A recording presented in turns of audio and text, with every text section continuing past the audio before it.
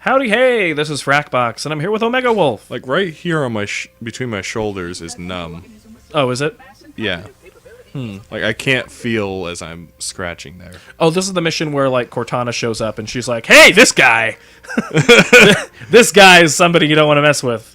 Or this guy's somebody that you can't trust. Is this going to happen, like, right now? Yeah. Oh, my gosh. We're back. What is that walk? Just like... I know, yeah, the skin they put on him is super awkward. Yeah.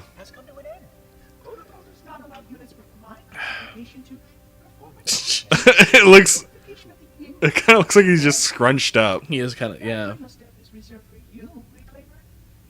At least he's kind of polite. Well, you know, the Nazis were polite to those they considered people.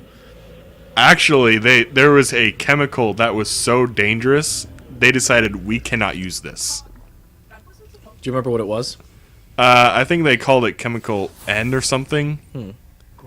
But like, they're like, hey, this is like too crazy for us.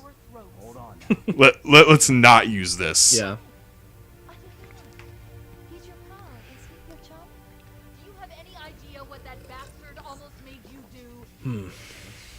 Activate Halo's defenses and destroy the What was that? Just all of a sudden, gun.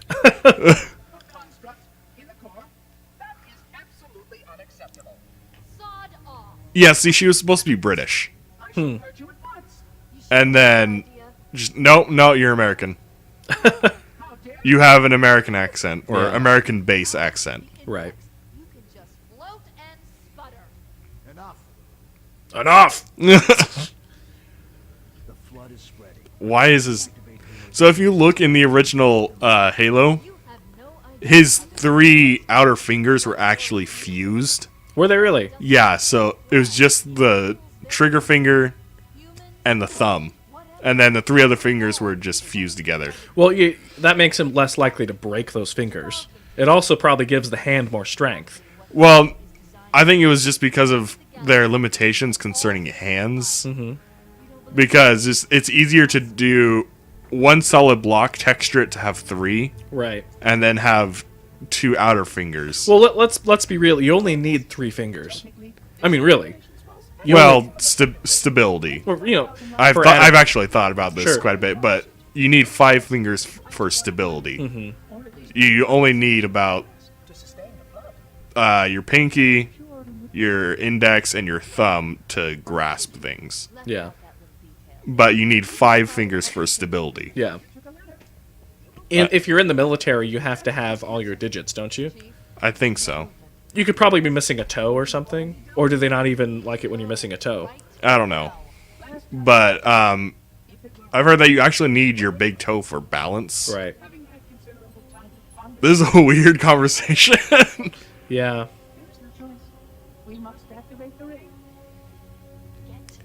So I never understood that he was talking to the Sentinels when he told them to save the head. Oh. It's a little quiet for my TV. It is kind of quiet, yeah. Like the voices are really quiet. So the interesting thing is that the plasma pistol is the best for the Sentinels because it'll actually home in on them. Well, that's why it gives you this plasma pistol instead of what you had in the cutscene. Yeah, I never actually knew that was what it was for. Yeah. Well, I always thought it was useless. Well, the plasma is good against, like, shielding. Yeah. So, you know. The gun pointed at the head of the universe. Oh, hey, scoring is still on. So, you want to explain why we don't have 2 people in here? Right. So, in the last mission, we had basically Omega Wolf and myself, and we were doing co-op on 2 different Xbox Ones. Now, Xbox is currently having an issue, so we only have 1 copy of this game, the digital license. So I'm basically doing the home sharing so that we can play. Now, my profile license, the thing that allows my profile, the one that purchased it, to play on any console, isn't currently working. But the console license, the home license that works regardless of whether you're online or not, that is working. So he's using my license on a different Xbox to play a game that I own, and I can't play it. But I mean, if my profile were signed in, I could play it. It's just Xbox actually does a nice thing where the licensing actually works pretty well. And I'm getting headshots with the shotgun. basically, when you buy a digital license on the Xbox One, you get 2 licenses for it. You get the profile license, which allows you to play anywhere you go, so long as you're signed in and you're connected to the internet. The other license, and both of these can work in tandem. The other license, you choose a specific console, and that console is your home console, and all your licenses are there, so you can play offline. Hello, Sniper Rifle. So if you only have one Xbox One console, you're not going to notice this. It just works. Whether you're offline or online, it just works. Now, if you have 2 Xbox Ones in the house like I do, let's say that you have a game like Destiny, or the game coming out, Destiny 2, which is coming out pretty soon. One profile in the house can buy the content, and then you can set up the other console, the person who's not going to buy it, you can set that as your home console. Dang. And it's basically like having a disc in their console, essentially. And then, basically it's an online-only game, so for that game it makes sense. Why wouldn't you do that? For Halo, it has some offline functions, so you might hit some stuff with that, but since you have to be connected to Xbox Live anyway to play Destiny, why not do it, And that's actually something that Xbox fully expects you to do anyway. If you called into Xbox support and asked them how to do this, they'd be happy to tell you how to do it. So it's not like you're cheating Xbox. And actually, I found that the digital rights management on the Xbox One actually works a lot better than on Steam, which I have a lot of Steam games.